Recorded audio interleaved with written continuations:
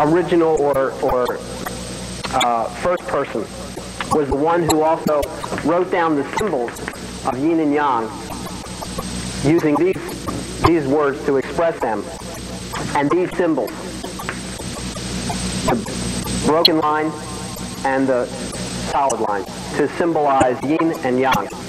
These later were developed into the 8 trigrams, and this was used as a form of this was used as a way in which to see how change took place in nature, going from yin stage to yang stage and back again. A little bit later, another man,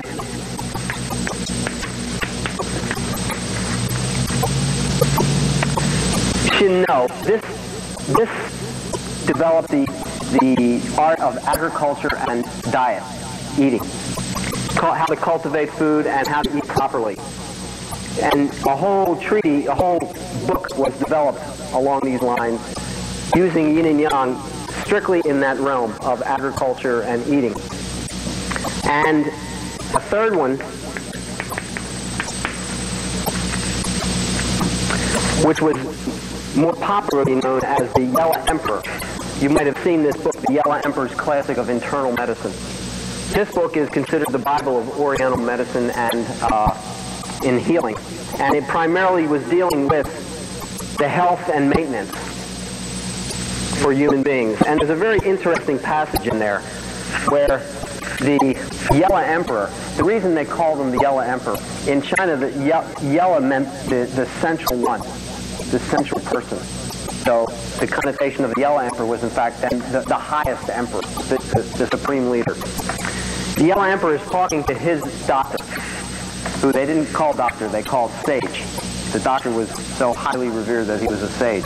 And he asked his doctor, tell me why in the ancient times, and you have to remember this conversation was taking place about 3,000 years ago, and he's asking his doctor why in ancient times people would live to be 100 years of age, full of vim and vigor, and today, for definitive terms.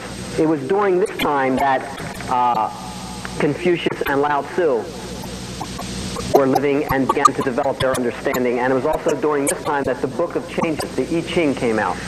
And if you're familiar with the I Ching, they took the 8 trigrams, which is basically showing 8 different stages of nature, and they expanded it to 64, 8 times 8.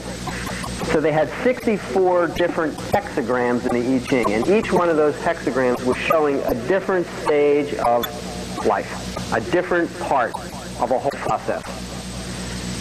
If you really begin to study the book and get into it a little more, you realize that whether you're talking about physical phenomena, nature, human relationships, the cosmos, materialization, spiritualization, whatever particular aspect you're applying it to, the book's understanding of that process was very deep and very highly respected all throughout the Far East. Because, yeah.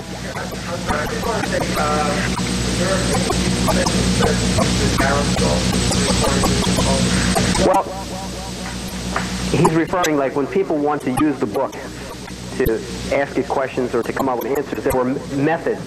One method where they took yarrow sticks, which are like little twigs.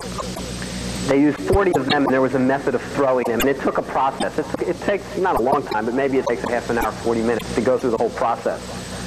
Then a not a common way, but a more modern way, and they used this also ancient times, but it was a more, let's say, faster way, was using coins.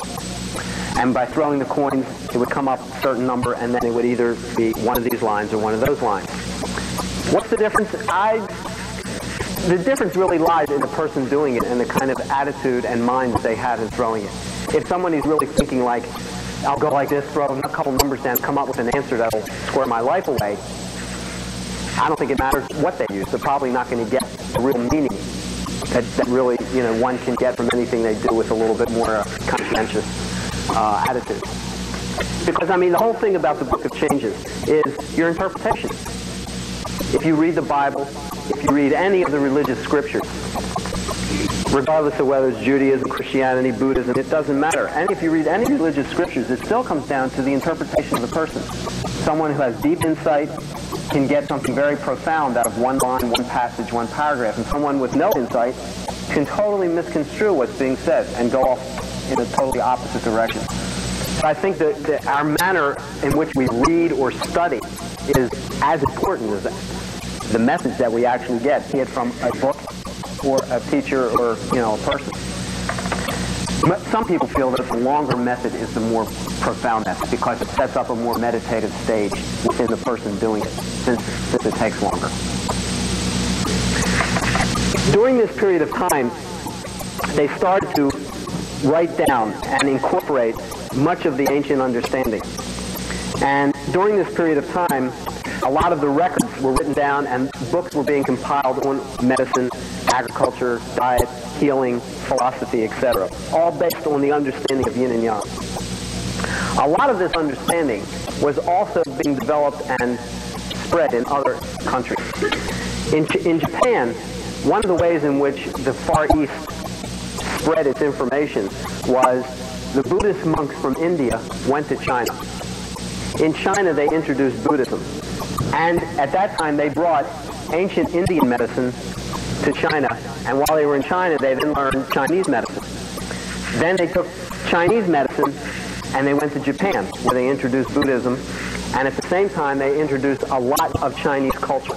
At that time, China and Japan, of course, were aware of each other, but there wasn't a whole lot of migration or communication going back and forth. The Buddhist monks were more or less the bridge by which the various cultures started to share different types of information. Prior to that, Japan did not have any books. I don't mean that they didn't have any written books. They didn't have any what we would call great books. There was no Bible in Japan, like in the West. There was no great philosophical book. There was no great healing book, like the Yellow Emperor's Classic. They did not compile and utilize their information in that way. More or less, Japan had three basic ways in which they were practically using in their day-to-day life. They were using diet, they were using fasting, they were using prayer. Those three methods were the main ways in which they were helping to cure and heal people.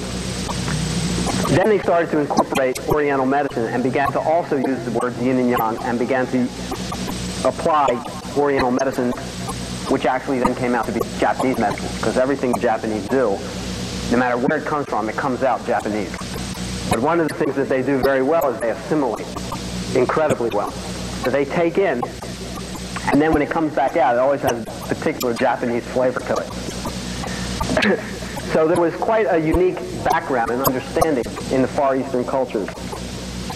But one of the ways in which they went to explain yin and yang a little bit further was in the use of the 5 transformations, 5 stages of change. This is not necessarily more complicated. In fact, once you start to see the pattern, you realize that actually what it is giving it definition. You start to see yin and yang in a different stage.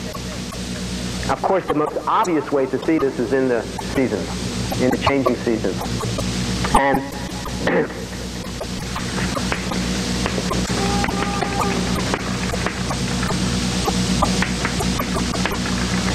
yin yang go kyo. This